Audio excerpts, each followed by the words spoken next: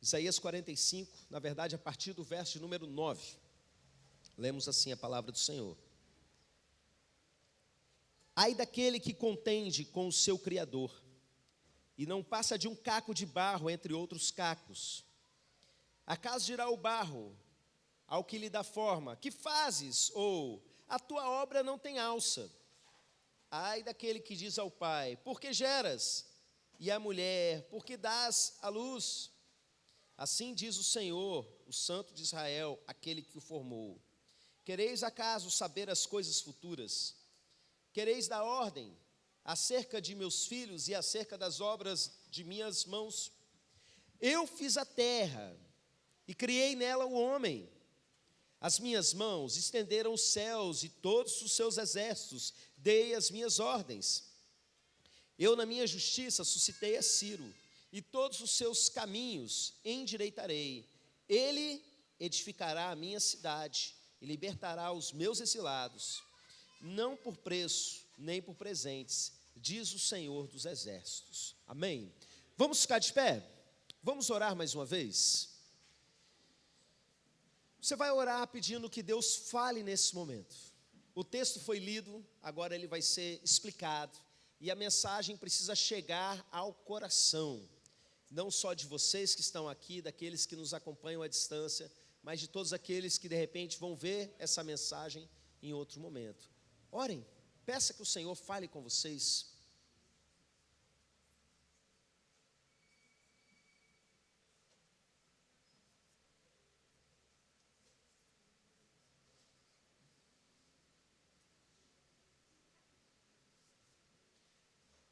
Pai, eu clamo para que o Senhor tire de nós toda a distração e nos ajude a manter o foco naquilo que o Senhor tem para nos ensinar nesse momento.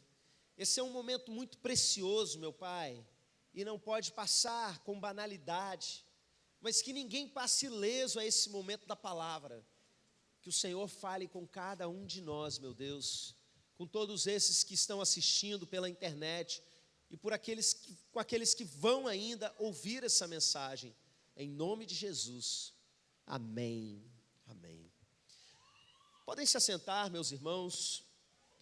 O texto que nós lemos, ele é uma profecia do profeta Isaías, que é liberada ali naquele contexto em que o povo de Israel estava vivendo um grande sofrimento.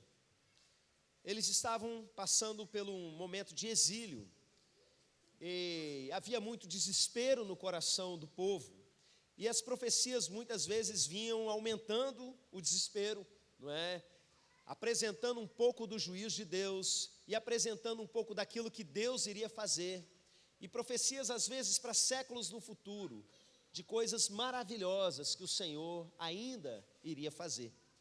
E meus irmãos, quando Deus se revela, aqui nesse texto, a gente vê que existe uma parte que é um puxão de orelha, existe algo que é um juízo de Deus a respeito do povo, e existe uma parte que é uma revelação a respeito de quem Deus é. Deus mostra para o povo aquilo que eles estavam agindo de maneira errada, mas ao mesmo tempo Ele revela a respeito dEle mesmo, coisas que vão ajudar o povo a se libertar daquele sentimento que eles estavam tendo. E meus irmãos, entender quem Deus é e receber revelação de Deus é fundamental para a maneira como a gente se relaciona com Ele. Você sabia que a maneira como você entende Deus determina se você vive em paz com Ele ou não? Existem pessoas que concebem Deus simplesmente como um juiz, e veem simplesmente Deus como aquele que vai punir pecadores. E isso é terrível, porque Deus, Ele realmente é juiz, mas isso não define tudo que Ele é. E as pessoas têm um medo de Deus, um pavor do que Deus vai fazer, e não conseguem se relacionar com Deus como de fato Ele é. E Deus é Pai. Você pode repetir isso: Deus é Pai. Tem um ditado brasileiro que diz assim: Deus é pai, não é padrasto. Nossa, agarrei aqui, né? Isso é ruim também de dizer, porque alguns padrastos são pais, verdadeiros pais, e assumem bem essa identidade, né? É um ditado que queima o filme dos padrastos. Falei certo? Mas, meus irmãos, tem pessoas que veem Deus somente no aspecto de que Ele é o Pai amoroso e entendem que Ele passa a mão na cabeça dos nossos erros e que Ele deixa tudo acontecer e vai ficar por isso mesmo. E tem gente espalhando, por exemplo, que nem inferno existe mais, porque um Deus que é bom não vai permitir uma coisa dessa, também não entendeu o todo de Deus. Então, à medida que a gente vai conhecendo a revelação de Deus para nós, a gente vai aprendendo mais a respeito de quem Ele é. E esse texto é um exemplo muito grande disso. A aplicação imediata dessa profecia diz respeito ao povo de uma maneira geral. Mas eu quero trazer isso para a sua vida, para a minha vida, numa aplicação bem específica, porque como vocês vão ver no texto, a palavra de Deus tem isso, né? Acaba sendo muito específica. O primeiro verso diz: ai daquele que contende com o seu Criador. Essa palavra ai, você vai encontrar ela muito na literatura profética, como uma expressão de lamento, uma expressão de tristeza, não é? A gente aqui no português usa muito quando sente uma dor, alguém te dá um beliscão, né? E você vai falar ai, leva ali é uma reclamação que se faz, não é? Mas na literatura profética, além de ser um lamento, normalmente vem acompanhado de uma promessa de algo que Deus faz na vida do povo, algo de juízo. A gente vê isso muito no livro de Apocalipse, não é? Ainda faltam outros ais para caírem sobre a terra, é profetizado, no sentido de coisas piores ainda iriam acontecer. E aqui nesse texto, meus irmãos, eu vejo que existem alguns ais, não é? Algumas coisas ruins que nós escolhemos por conta da maneira como a gente procede.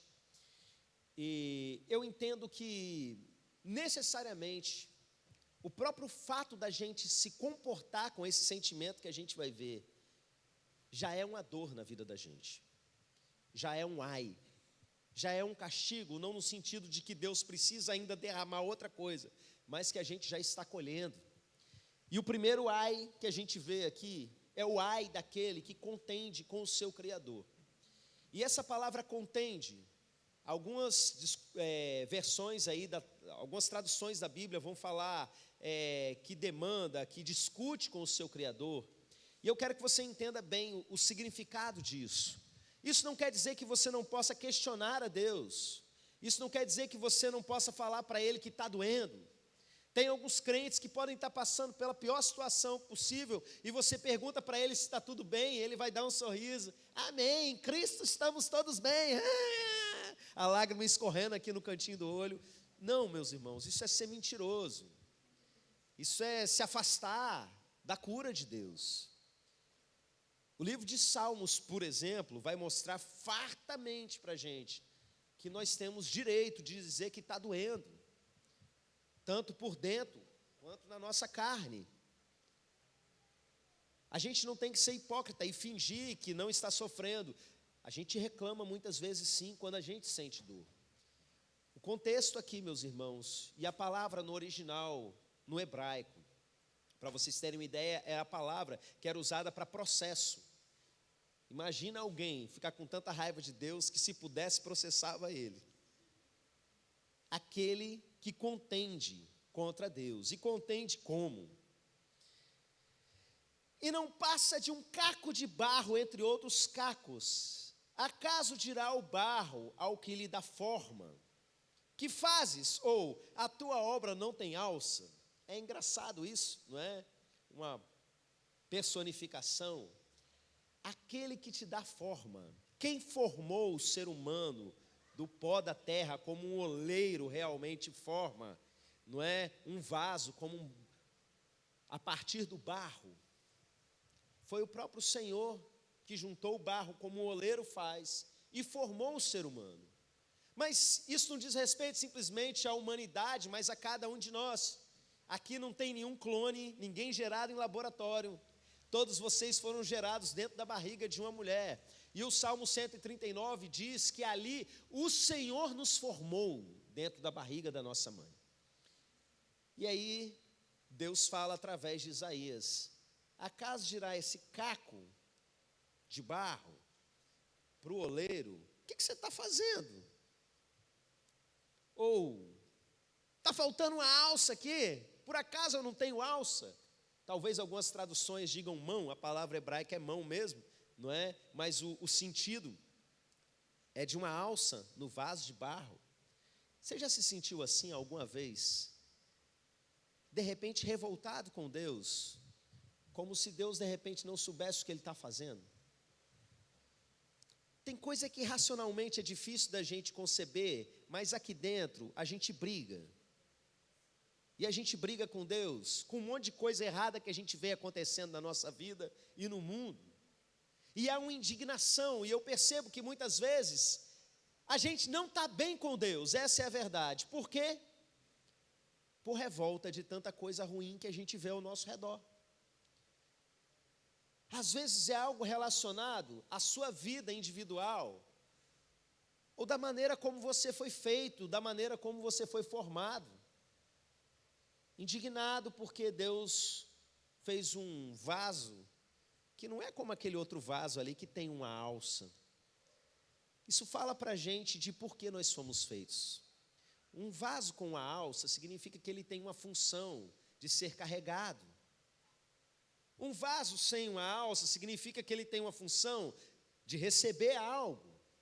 E Deus fez cada um de nós de um jeito e com uma função. E às vezes as pessoas estão insatisfeitas absurdamente, como se Deus estivesse errado na hora de te fazer. Eu passei por isso na minha adolescência. Eu era um garoto muito menor para a minha idade. E na infância isso se resume a apelidos. Mas no momento que a gente chega na adolescência, as garotas todas são muito maiores e mais velhas, né? Aparentemente. E eu com 14 anos parecia que tinha 10. E eu me lembro que em um certo momento, eu não me lembro se eu já contei isso para alguém, mas eu fiz um propósito com Deus, com muita fé no coração. E eu estabeleci uma meta diante de Deus. E eu falei assim: eu vou orar, e eu vou orar, e eu vou orar. E até determinado dia do mês, eu vou estar alguns centímetros mais alto. E é claro, meus irmãos, deu errado. Como vocês podem ver. Mas eu preciso dizer para vocês que não foi por falta de fé. Eu realmente criei. Mas eu preciso te dizer outra coisa. Pensa num trem superado na minha vida.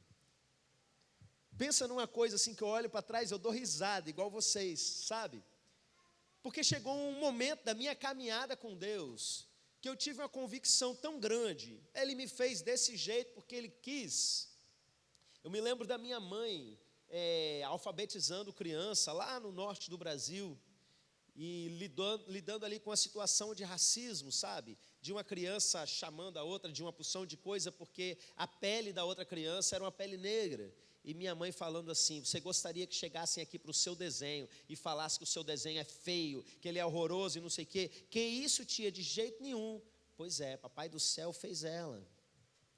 E fez ela de forma perfeita, um desenho lindo de Papai do Céu, isso lá nos anos 80.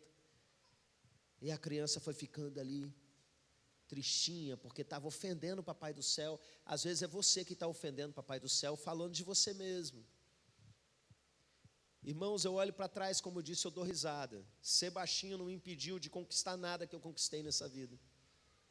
Aliás, quando me apaixonei pela Jennifer, o fato dela ser alguns muitos centímetros mais alta do que eu, não fez a mínima diferença, nem me passou pela cabeça que isso poderia ser algum problema, sabe? Os meninos faziam piada, mandavam subir no meio-fio, sabe o que eu fazia? Eu subia mesmo.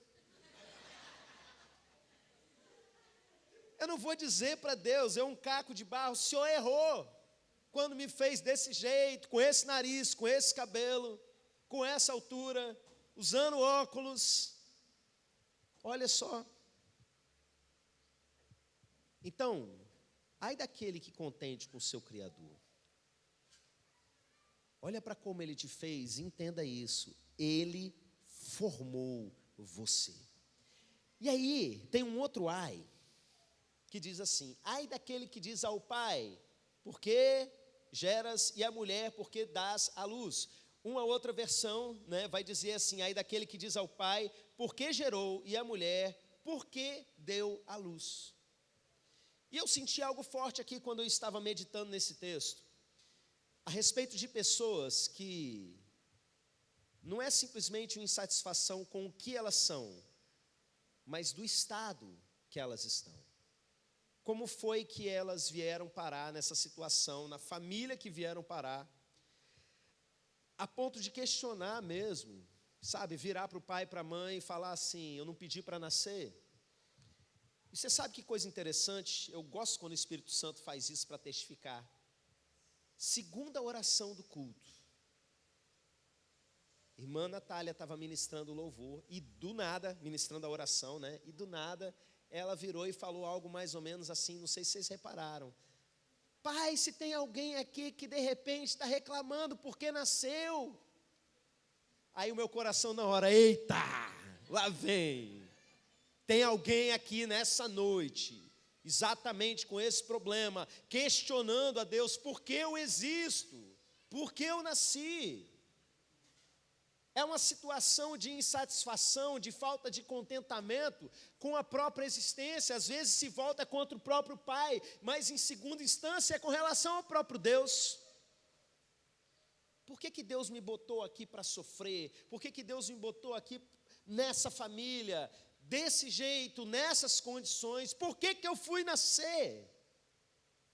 É um estágio assim, muito semelhante ao primeiro. Que lá no fundo da alma, o que você pensa é: Deus não está no controle, Deus não sabe o que Ele está fazendo.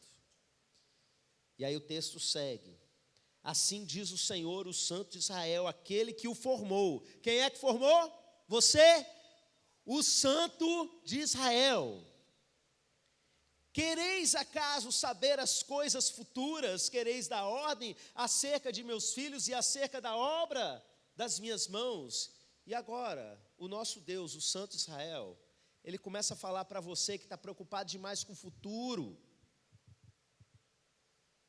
Para onde a gente está indo? O que vai acontecer? Será que eu vou dar conta? Será que vai dar certo? Meu Deus, como vou resolver esse problema? E o seu foco está lá no futuro, e você está preocupado com ansiedade. Pobre de você. Ai de você.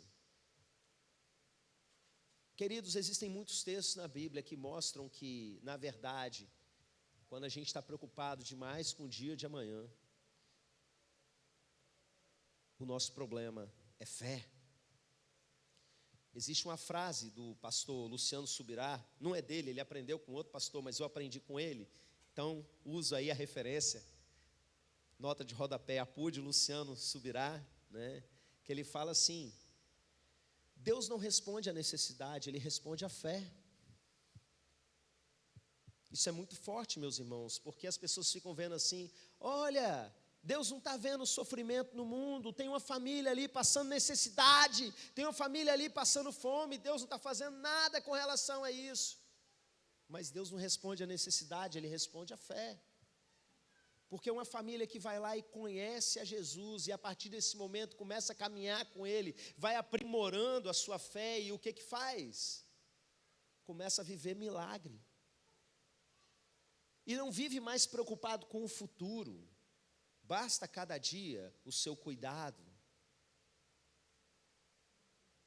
Você resolve o problema de hoje, e amanhã Deus proverá. Como é que é a musiquinha?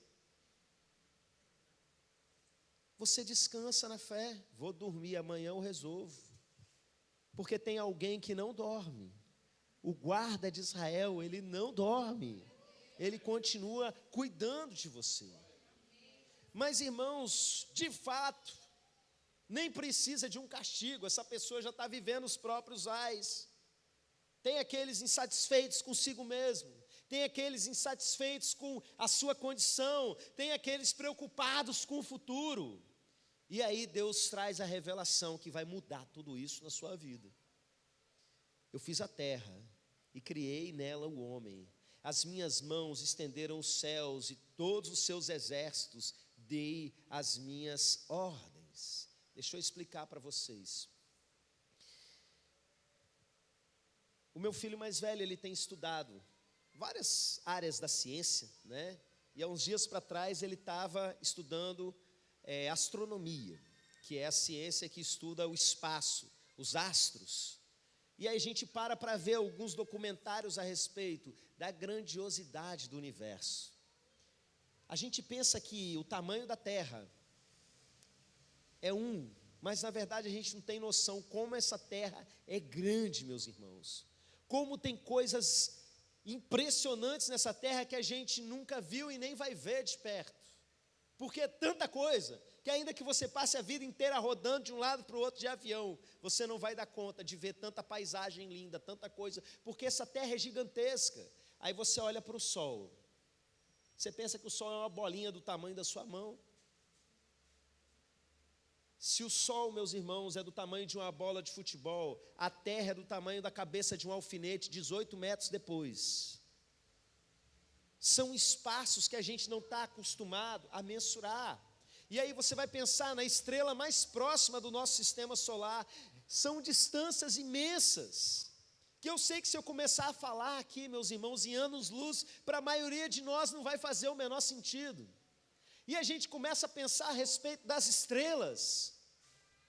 Aqui fala dos exércitos dos céus, é uma expressão do Antigo Testamento para falar a respeito das estrelas. Irmãos, as estrelas estão tão distantes que algumas delas nem existem mais, e a luz está chegando para a gente agora, como se elas ainda existissem, de tão longe. A luz viaja na velocidade da luz, e quando saiu de lá, a estrela ainda estava viva, e ela viajando na velocidade da luz, chegou agora que a humanidade passou a existir, e está brilhando aqui para a gente, mas na prática, elas já nem existem há muito tempo. Presta atenção, quando ela deixou de existir, Deus estava lá, e quando ela era uma estrela bebê, ela estava surgindo, Deus estava lá, Ele criou tudo isso. A gente começa a estudar sobre os limites do universo e descobre que existe na verdade um universo conhecido, que é o tanto que a nossa tecnologia consegue alcançar e mapear. Não se sabe o que tem para além disso. Eu te digo, Deus sabe, porque Ele fez cada uma dessas coisas. Você olha para o macro, um tamanho gigantesco, e de repente tem seres humanos num planetinha aqui, formado por células, que são formadas por moléculas, que são formadas por átomos, que são formados por partículas subatômicas, e essas partículas não estão soltando e liberando energia de uma bomba atômica, porque Deus está prendendo elas. Ele é a força que pelo poder da sua palavra mantém unido todas as coisas. E você acha mesmo que Ele não sabe o que Ele está fazendo? Quando Ele fez o seu nariz do jeito que fez, quando Ele fez o seu cabelo do jeito que fez, tamanha ciência, tamanho entendimento. Ele não é um Deus que simplesmente montou uma estrutura, botou para funcionar como uma grande máquina e virou as costas. Ele se faz presente e fala na boca de um profeta lá, milhares de anos atrás, para fortalecer um povo, pessoas que nem existem mais, mas ao mesmo tempo fortalecendo gerações até chegar em você. Um Deus que fala, que se preocupa individualmente com cada um de nós. E aí o texto continua dizendo, outra revelação profunda de Deus. Eu na minha justiça suscitei a Ciro, e todos os seus caminhos endireitarei. Ele edificará a minha cidade, e libertará os meus exilados, não por preço nem por presente, diz o Senhor dos Exércitos. Isso é profundo e eu vou explicar para vocês por quê. Ciro era o imperador do mal, que estava ali governando sobre o povo de Israel, escravos no cativeiro, lá na Babilônia. E Deus vira e fala assim, Ele é o meu ungido. É título de Messias, né?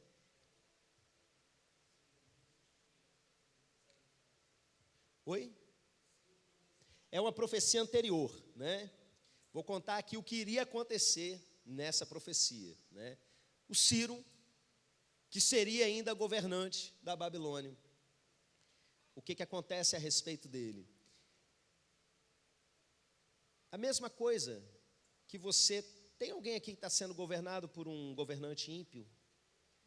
Acho que o Brasil está sendo, né? Perder de vista. É Deus virar e falar assim: esse meu ungido aqui, eu vou usar ele para reconstruir Jerusalém. Eu vou usar ele para refazer as coisas. E o povo buga numa hora dessa. Sabe por quê? Não faz sentido.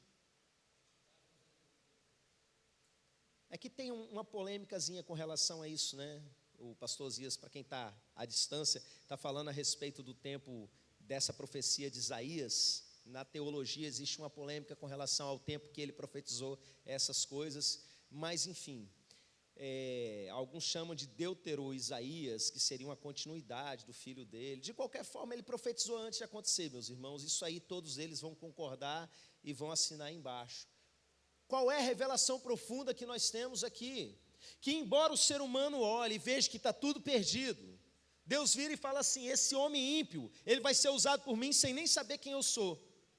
E eu vou usar ele para restaurar o povo. Os muros vão ser construídos por causa dele, porque eu vou conduzi-lo nesse sentido.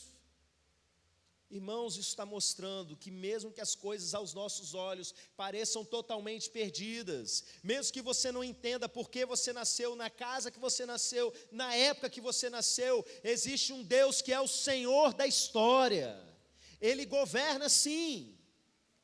Ele é um Deus que respeita a vontade do ser humano, que deu livre-arbítrio para o ser humano, mas ao mesmo tempo no seu poder, o ser humano não pode alterar aquilo que ele diz. Eu já dei esse exemplo para vocês, da vontade de Deus ser como um rio caudaloso passando. Você já viu um rio na época da cheia? Eu morava em Cachoeiro de Itapemirim, todo verão eu observava aquele rio já transbordando. E se eu pegasse alguma coisa e jogasse na água, no máximo que ia fazer era uma ondinha. O rio continua seguindo o seu curso. O ser humano pode fazer o que for, ele vai fazer ondinhas, mas o rio, que é a vontade de Deus, continua seguindo o seu curso e nada pode mudar isso. Então entenda, Deus sabe o que Ele está fazendo. Nessa hora os pregadores viram e falam assim: olha para a pessoa que está do lado e diga: eu não vou fazer isso, porque você não sabe se você fala ou se você ouve, né? A pessoa libera uma bênção, eu não consigo receber porque eu estou falando. Mas olha aqui para os meus olhos azuis. Você nasceu no dia certo, na hora certa, no momento certo, porque Deus quis assim.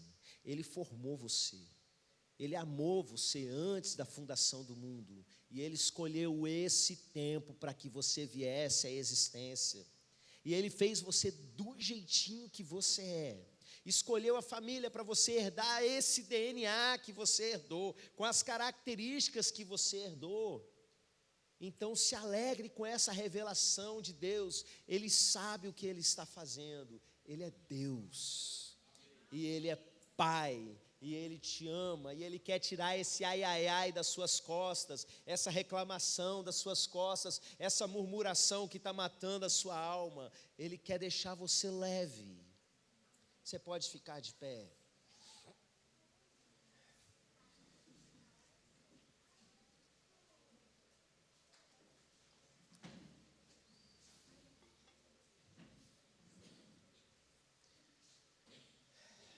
Eu creio que essa palavra, esses ais especificamente, tocaram alguém nessa noite, que vinha se questionando nessas coisas. E eu não sei se você vai ter coragem para se manifestar publicamente, mas eu queria te dar a chance de fazer isso, para que a gente ore por você. Vem cá, sai do seu lugar, junta aqui perto desses irmãos aqui na frente.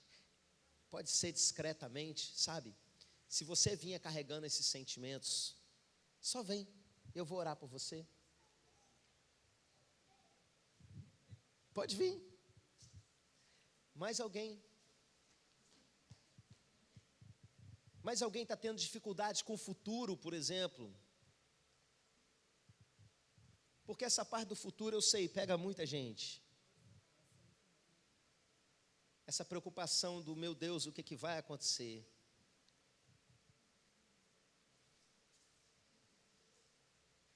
Vamos entregar isso para Ele está no controle. Você que carregou esse sentimento de estar no lugar errado, sabe? Talvez você nasceu de uma gravidez não desejada. Talvez até tentaram abortar você. E hoje você ouviu que você foi desejado, sim, e que Deus formou você e trouxe você a essa geração segundo a vontade soberana dEle. Vem entregar essa contenda, sabe? É o momento da reconciliação judicial. Você chegar, Senhor, estava errado, está aqui, entrego, tira esse ai de cima de mim. Insatisfação com a forma que Ele fez você, só vem. Vamos orar. Pai, nós te agradecemos porque o Senhor é um Deus que fala, porque o Senhor usa profetas para dizer: assim diz o Senhor, o Santo de Israel. Obrigado, porque o Santo de Israel está nesse lugar, tornando viva a Tua palavra cada vez mais nos nossos corações, meu Pai. E aquilo, meu Deus, que nós entendemos no racional, que entre no nosso coração. Nós estamos aqui para apresentar os nossos ais diante do Senhor. Em nome de Jesus, que todos esses que precisam entregar ao Senhor, voltem leves para casa. Meu Deus, esses que carregam o sentimento de por que eu nasci, que encontrem no Senhor propósito, que descubram no Senhor a alegria de saber por que foi formado. Esses que têm dificuldade de entender as suas próprias características, que estão como o vaso que diz para o oleiro: porque eu não tenho uma alça. Meu Deus, que eles possam amar o seu próprio corpo e entender como a obra de arte que o Senhor fez em cada característica.